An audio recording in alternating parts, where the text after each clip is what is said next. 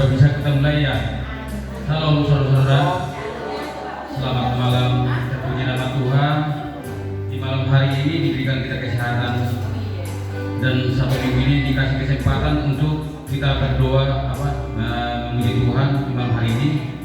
Ya, sebelum kita memuji Tuhan, kurasa kita juga berdoa dalam hati karena kita memulai pujian-pujian ini dan kebaktian. Ya, mari kita berdoa dalam hati. Doa dimulai.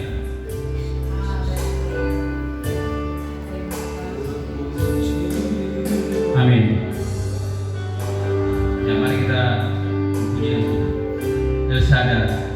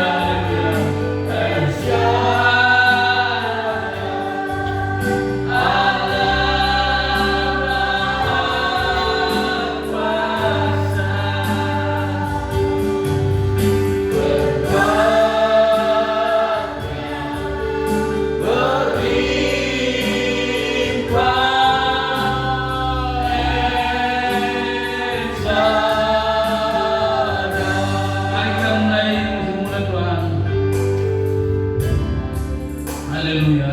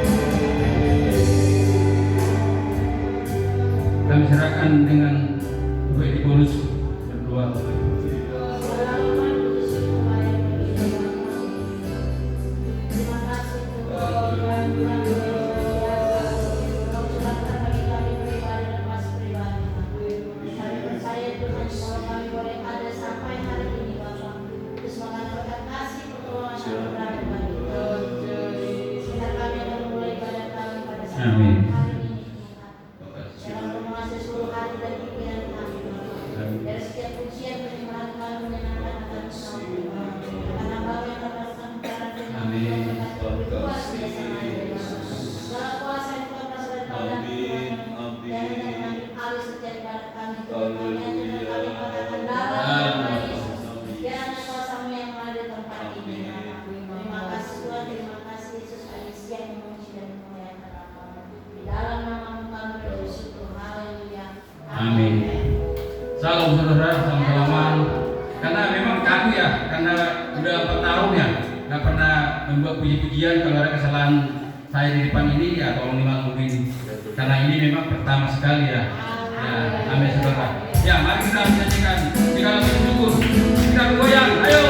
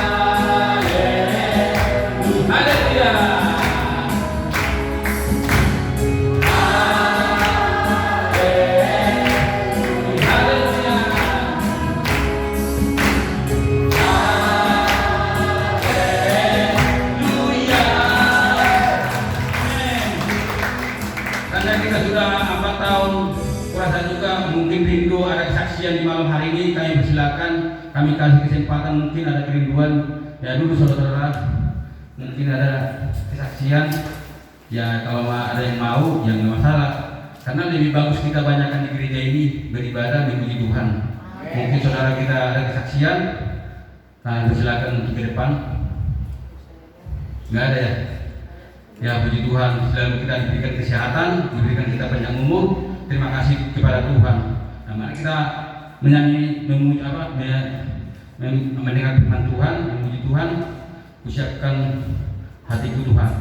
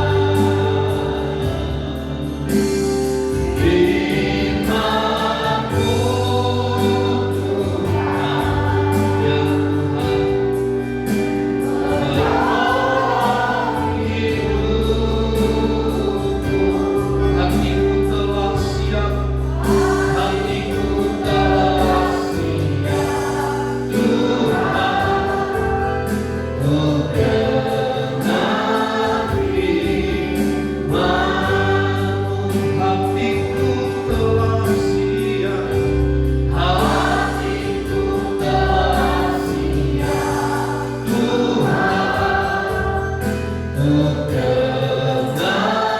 firman-Mu.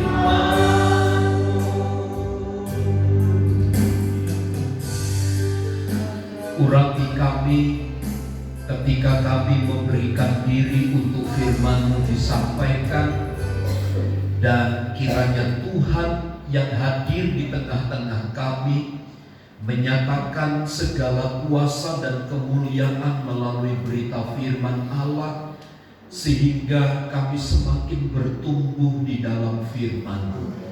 Segala tipu daya muslihat iblis kami tolak, kami patahkan dalam nama Yesus. Tuhan dipermuliakan atas pemberitaan firman-Mu. Di dalam dan demi nama Yesus kami siap menerima berkat firman-Mu. Haleluya. Amin. Silakan duduk Bapak Ibu Saudara sekalian. Shalom. Baik, puji Tuhan.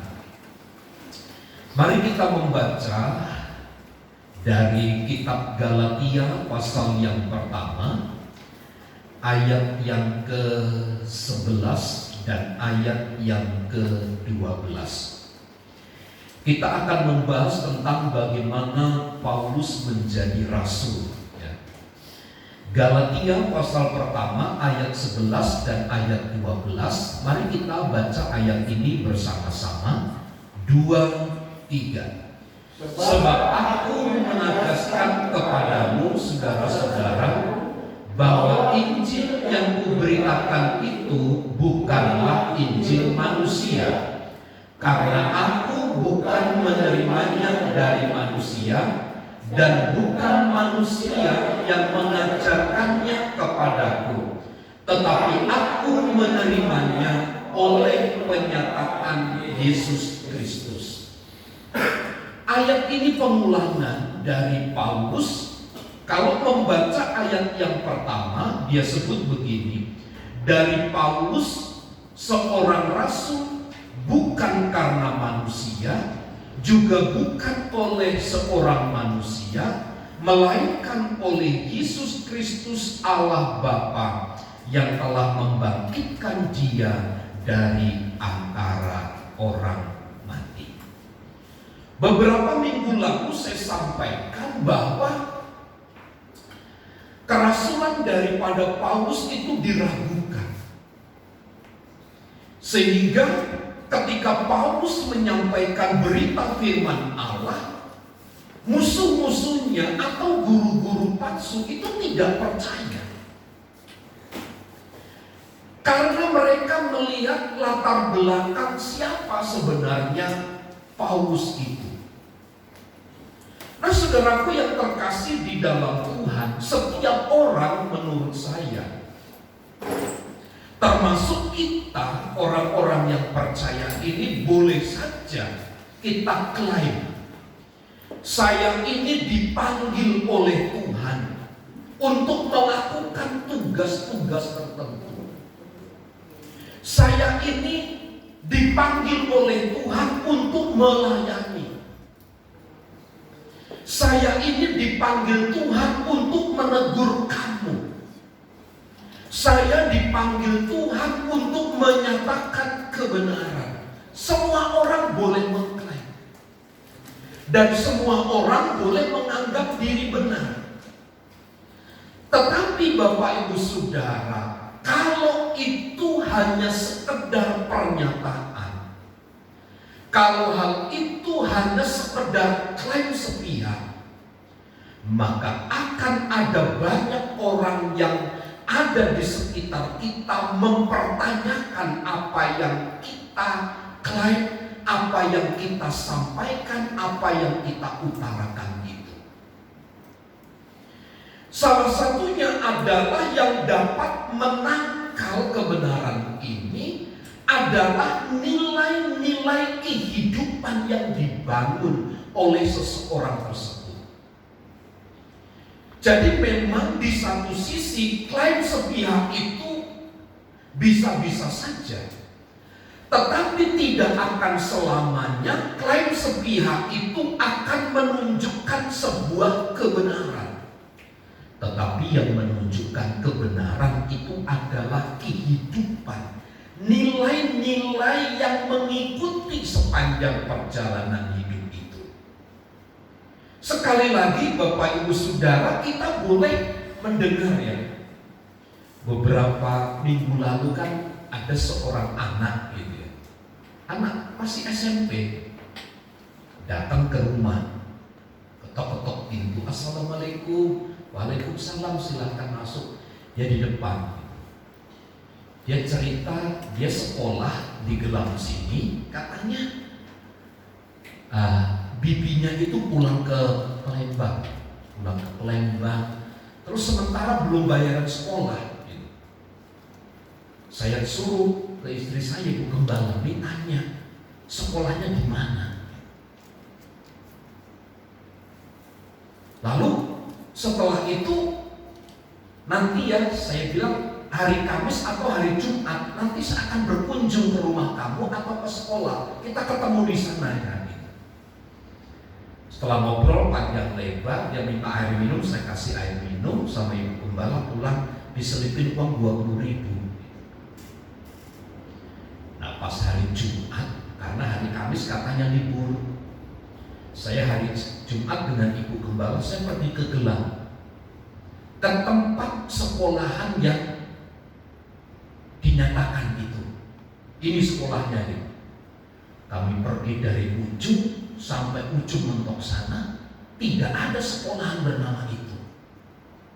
Adapun nama itu masjid katanya. Waduh, orang tua-tua begini ketipu sama anak-anak SMP gitu.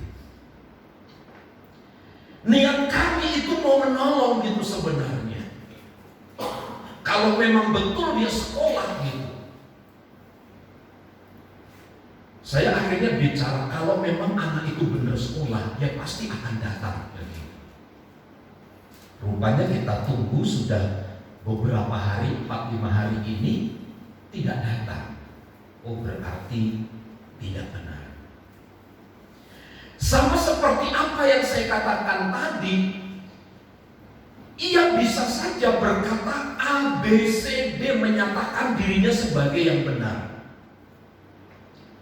Tetapi pada waktu di cross check keberadaan hidupnya, nilai-nilai yang dibangun, perilakunya seperti apa, kalau tidak sesuai, maka klaim ucapan yang keluar dari mulut itu hanya sekedar sebuah pemanis bibir saja. Nah, kalau kita kembali kepada pernyataan apa yang disampaikan oleh Paulus, ia menyatakan diri bahwa berita yang ia sampaikan, Injil yang diberitakan itu bukan diperoleh dari manusia. Sulit memang Bapak Ibu Saudara bagi Paulus menghadapi nabi-nabi palsu itu. Karena nabi-nabi palsu itu atau guru-guru palsu sudah punya alasan gitu. Alasannya adalah apa? Dulu Paulus itu penganiaya jemaat. Dia ambil orang-orang Kristen yang percaya kepada Kristus, entah laki-laki, perempuan, dia masukkan ke dalam penjara. Itu memang pekerjaan dari Paulus sebelum dia ditangkap, dipanggil. Nah, sekarang ketika Paulus bertobat dan percaya kepada Tuhan Yesus, orang masih ragu.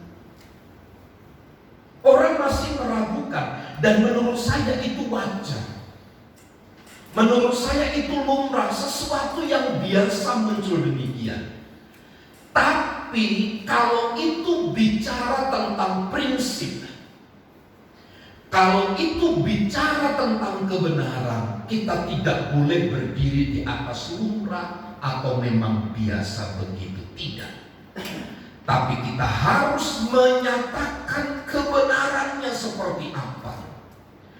Praktek hidup Pauluslah yang kemudian menjadi dasar kebenaran apa yang ia sampaikan itu. Sehingga dalam kita belajar dari pasal 1 saja, sampai ayat 12, banyak orang yang ada di sekitar Paulus meragukan jabatannya, meragukan jabatan yang ia sandang. Berdasarkan keraguan para guru-guru palsu inilah, Paulus perlu menekankan satu otoritas menurut saya. Perlu menekankan satu kebenaran utama tentang Injil yang disampaikan itu sendiri. Paulus mengonfirmasi begini, bahwa Injil yang diberitakan itu bukanlah Injil manusia. Bapak Ibu Saudara, memang berat apa yang dihadapi oleh Rasul Paulus itu. Paulus itu manusia biasa yang masih terdiri dari darah dan daging. Ia dimungkinkan masih bisa melakukan pelanggaran-pelanggaran. Tapi Bapak Ibu Saudara, dia dipercaya sesuatu yang bukan berasal dari manusia. Kalau saya ambil contoh, sama seperti Maria, ibu Yesus. Maria itu seorang yang biasa. Tapi mengapa, pertanyaan besarnya, di dalam rahimnya ada kebenaran yang dinyatakan, yaitu Tuhan yang Maha Agung, Tuhan yang Maha Mulia. Lihat, ada satu perbedaan yang sangat tinggi antara Maria yang kodrat manusia dengan Allah yang menjelma manusia di dalam rahimnya itu. Paulus konfirmasi kenyataannya juga demikian. Paulus itu manusia biasa yang beberapa hari yang lalu pernah melakukan kesalahan yang begitu fatal. Tetapi sekarang ia sendiri ditangkap oleh Kristus untuk menyampaikan berita kebenaran. Dan dia berusaha untuk meyakinkan bahwa apa yang diperoleh itu bukan berasal dari manusia, tapi melalui wahyu Kristus, pernyataan Allah secara pribadi. Nah, inilah yang menjadi dasar dari para pengkhotbah, dari para pembicara, pemberita firman. Yang kita sampaikan itu bukan Injil manusia. Itu sebabnya ketika kita memasukkan logika cara berpikir kita di dalam firman Tuhan, maka kebenarannya sulit diterima. Otak ini yang terbatas, penuh kelemahan dan kekurangan ini, bagaimana mungkin bisa menyampaikan sebuah kebenaran melalui hikmat manusia? Tidak mungkin. Nah, karenanya dibutuhkan satu hikmat dari Allah melalui doa, melalui perenungan, melalui belajar dan mengerti banyak firman Allah. Inilah yang disampaikan oleh Paulus. Berita tentang kelahiran, kematian Yesus Kristus. Dan memang Bapak Ibu Saudara, memang penolakan terjadi. Orang tidak percaya, dimungkinkan itu terjadi. Tetapi kalau mendidik, mengajar dengan hikmat dari Tuhan, pasti orang-orang yang menolak, orang-orang yang menentang, para guru-guru palsu yang tercatat dalam kitab Galatia ini, cepat ataupun lambat ia pasti akan mengerti dan memahami. Waktu kami olahraga, kesimpulan setelah kami sharing firman Tuhan, Ibu Gembala langsung bilang, kok mau didoakan? Ibu Gembala kami bertiga, kok mau didoain kan? Sakit supaya sembuh. Wah, saya belum siap. Karena dia ngomong belum siap, terus saya ajak bicara. Biasanya saya itu cuma 10 kali muter, gitu ya, 10 kali muter. Ini bisa 15-20 kali kami bicara tentang Tuhan, tentang firman Tuhan. Dan mungkin sepertinya apa yang kami sampaikan itu sederhana gitu. Tapi saya percaya gitu, berita firman Allah itu tidak akan pernah pulang dengan sia-sia. Ia akan bekerja entah kapan waktunya. Entah kapan waktunya. Yang penting nama Tuhan itu disampaikan. Nah, Bapak Ibu Saudara, sekali lagi Paulus tantangannya berat. Dia meragukan guru-guru palsu, meragukan kredibilitas pemberitaan dari Paulus. Seolah-olah guru palsu hanya ingin menyatakan apa yang kamu sampaikan itu berdasarkan pengertian manusia. Maksudnya begini, waktu itu memang ada, kalau sekarang itu sekolah teologi gitu ya, belajar disampaikan tentang pengertian-pengertian. Nah, maksud Paulus, berita yang disampaikan oleh Paulus itu bukan berdasarkan ia mendapat hikmat dari bangku kuliah, bangku pendidikan itu, bukan. Tapi ia ingin menyatakan bahwa secara langsung dia mendapat dari Tuhan Yesus Kristus itu sendiri.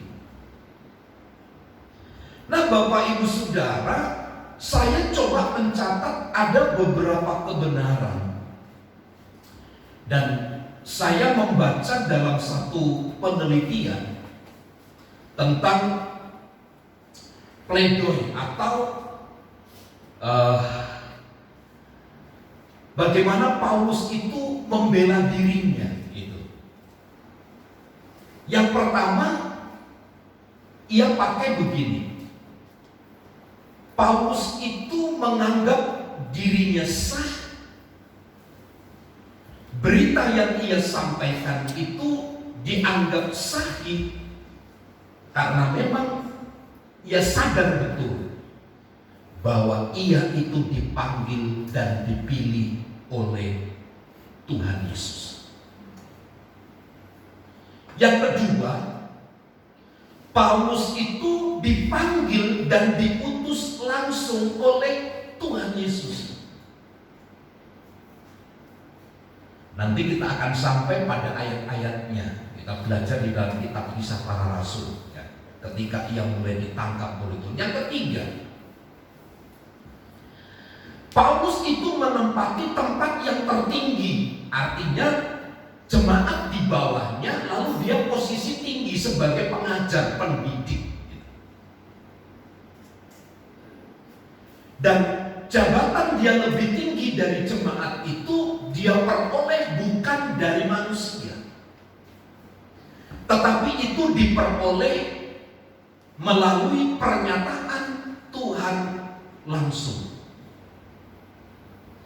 Yang selanjutnya dalam pledoi Paulus itu ia sebut bahwa ia menerima wahyu secara langsung dari Tuhan Yesus Kristus. Dan yang terakhir dalam catatan pledoi Paulus, bahwa pemahamannya tentang Injil itu komprehensif. Maksudnya apa yang disampaikan oleh Paulus selalu berkecimpung di dalam peristiwa kelahiran, kematian, dan kebangkitan Tuhan Yesus. Artinya memang Paulus menerima secara pribadi. Ia dipanggil oleh Allah, oleh Tuhan Yesus untuk melayani. Nah, saudaraku yang terkasih di dalam Tuhan, sekali lagi seperti tadi saya katakan, kalau muncul orang-orang yang meragukan kredibilitas Paulus, dan itu memang demikian kebenarannya, karena memang ia mantan penganiaya jemaat itu di dalam ayat yang ke-13. Lihat ya, sebab kamu telah mendengar tentang hidupku dahulu dalam agama Yahudi, tanpa batas aku menganiaya jemaat Allah dan berusaha membinasakannya.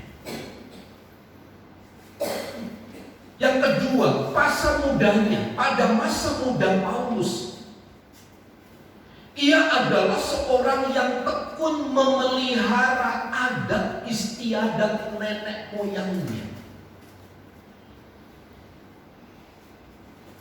Ini dasar mengapa orang-orang itu ragu.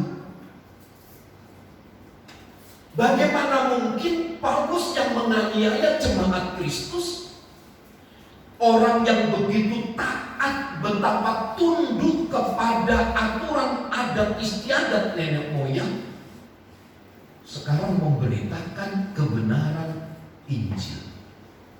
Ini sesuatu yang bertolak belakang. Sekali lagi Bapak Ibu Saudara, pesan daripada Paulus bahwa berita yang ia sampaikan itu adalah bukan Injil manusia, tetapi Yesus Kristus itu sendiri yang ia sampaikan, yang ia beritakan. Masalah ia memperoleh dari mana yang dipertanyakan, ia langsung mendapatkan perintah tugas dari Tuhan Yesus Kristus. Kalau kebenaran ini Bapak Ibu Saudara ada di dalam lingkup hidup kita,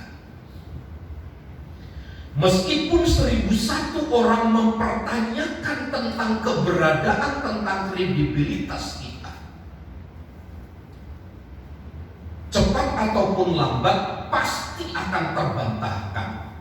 Apalagi kita tinggal pada nilai-nilai kehidupan kebenaran itu sendiri.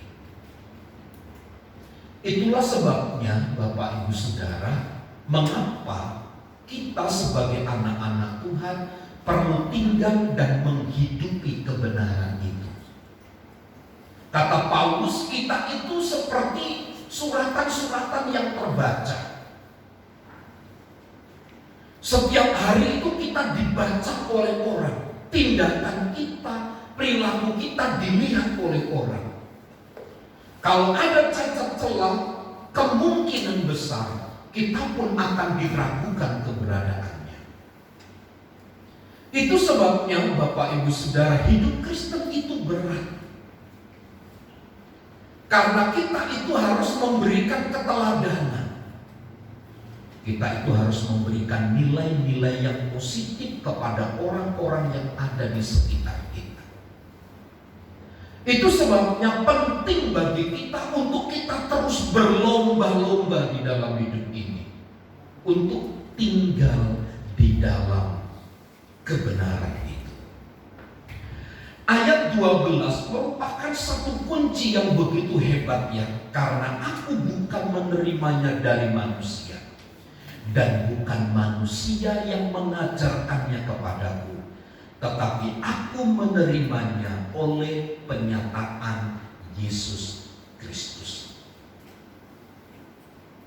Dengan kata lain, ayat ini menekankan kepada kita bahwa Yesus itu sebagai pelaku dari pemberi wahyu tersebut.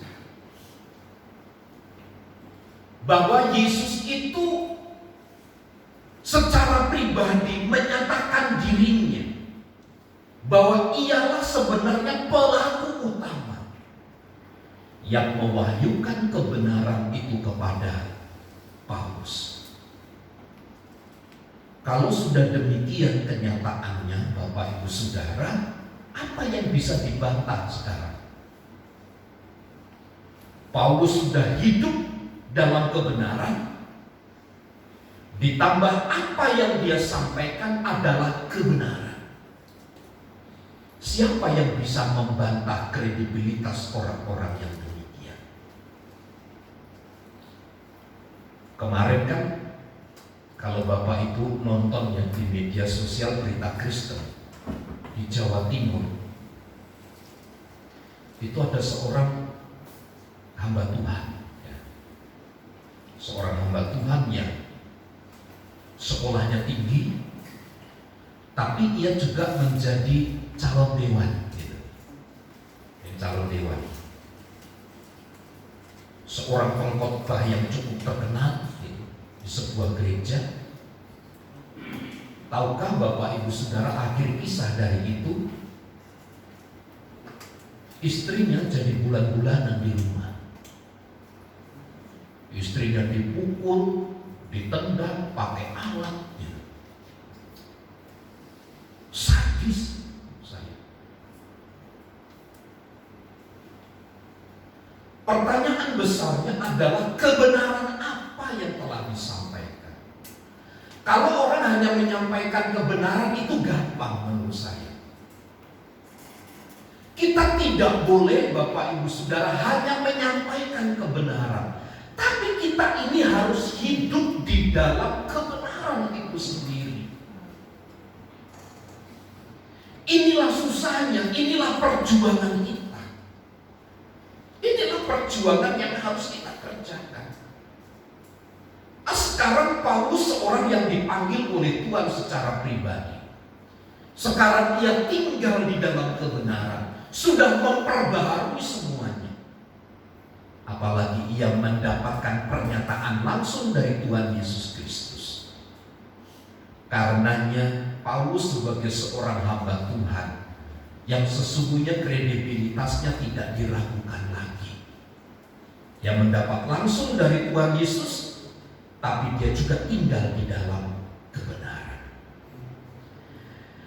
Mari kita tidak hanya sekedar mengerti firman Tuhan, Bapak Ibu Saudara, tapi jadikan firman Tuhan itu hidup di dalam hidup kita sehari-hari, ya. Mengerti banyak itu bagus. Mengerti banyak hal itu bagus. Tetapi yang lebih bagus dari semua yang bagus itu hidup di dalam apa yang kita mengerti dari firman Allah itu. Saya sering katakan kan, bukan seberapa banyak yang kita mengerti, yang kita pahami, tapi seberapa banyak yang bisa kita lakukan dari firman Tuhan itu. Itu yang menjadi peneguhan, kekuatan bagi kita untuk tetap berdiri kokoh di dalam Tuhan. Tuhan Yesus memberkati. Mari kita berdoa. Bapa, kami bersyukur untuk malam hari ini. Di bagian firman-Mu yang telah ditaburkan kepada kami, kiranya buatlah kami, berikan pemahaman, kelengkapan-kelengkapan otoritas kuasa dari Allah, dan keberanian untuk hidup di dalam firman-Mu. Sebagaimana Paulus menyatakan diri sebagai seorang hamba Tuhan yang dipanggil oleh Allah secara pribadi, dan ia menyampaikan berita Injil kebenaran yang bukan berasal dari manusia.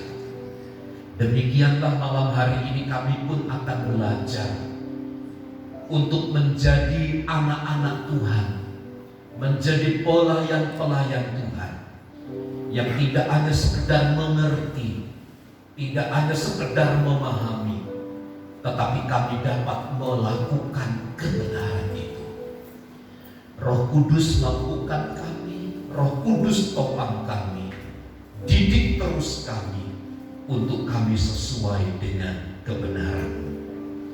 Kami terima firman-Mu dengan hati bersyukur, di dalam dan demi nama Yesus.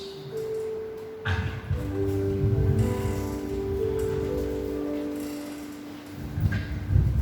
Bersama ekspresi di hari ini.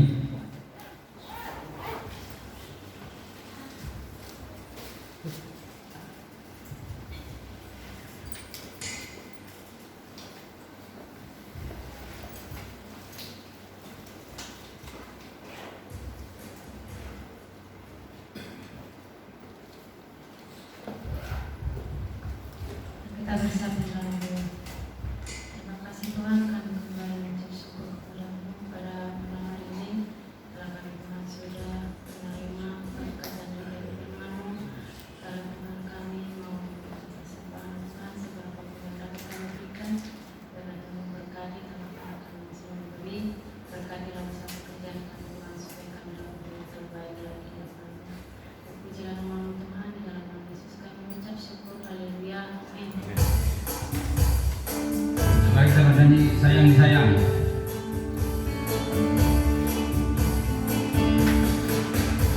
Sayang-sayang disayang, aku disayang Tuhan, aku diangkat dari tangan, aku disayang Tuhan.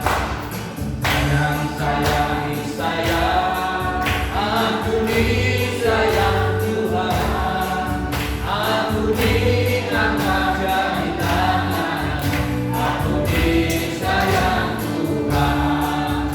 Glory, glory, glory, haleluya. Glory, glory, glory, puji Tuhan. Glory, glory, glory, haleluya.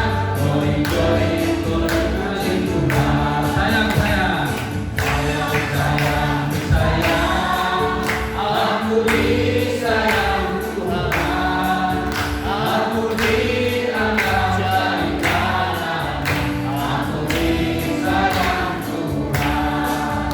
Glory, glory, glory, haleluya. Glory, glory, glory, puji Tuhan. Glory, glory, glory, haleluya. Glory, glory, glory, puji Tuhan. Kami serahkan dengan Pak Ahmad.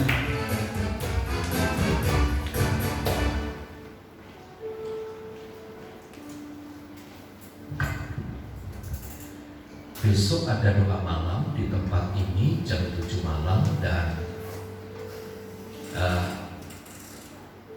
saya sampaikan sekali lagi, Oma Tampinyo ya telah berpulang ke pangkuan Bapa di surga dan mohon maaf ya dilayani oleh gereja anaknya gitu ya, dilayani gereja anaknya.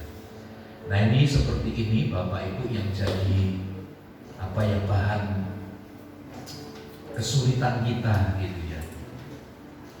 Kita tidak layani, nggak enak, dilayani bagaimana? Nah kan begini problemnya. Jadi anaknya rupanya di gereja yang lain, jadi dia minta supaya dilayani. Nah kami tetap sampaikan kalau memang tidak ada yang melayani, kami siap melayani. Gitu.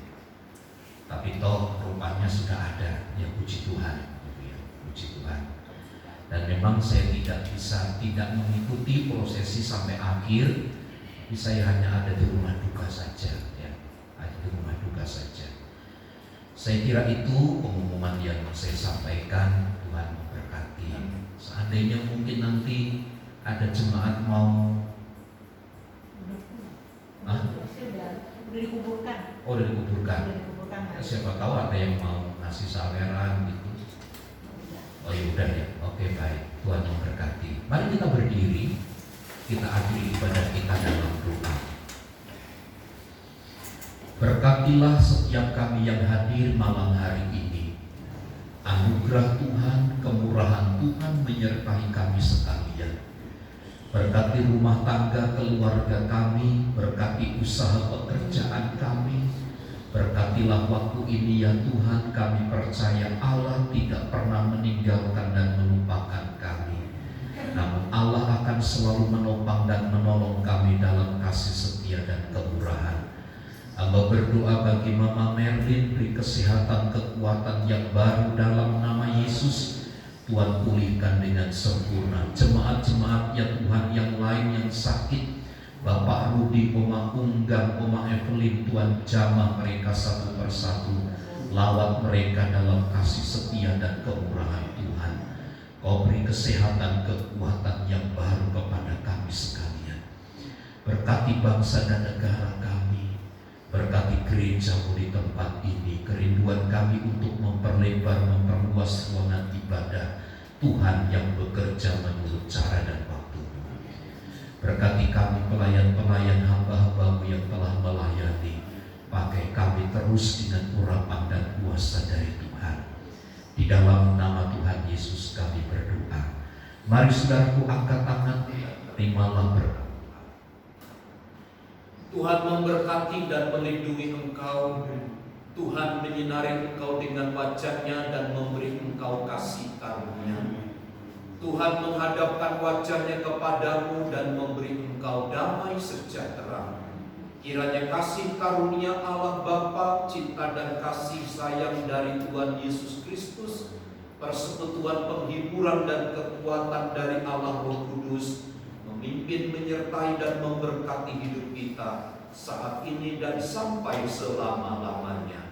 Kami terima segala berkat Tuhan di dalam nama Tuhan Yesus Kristus. Kita semua yang percaya dan diberkati bersama katakan amin.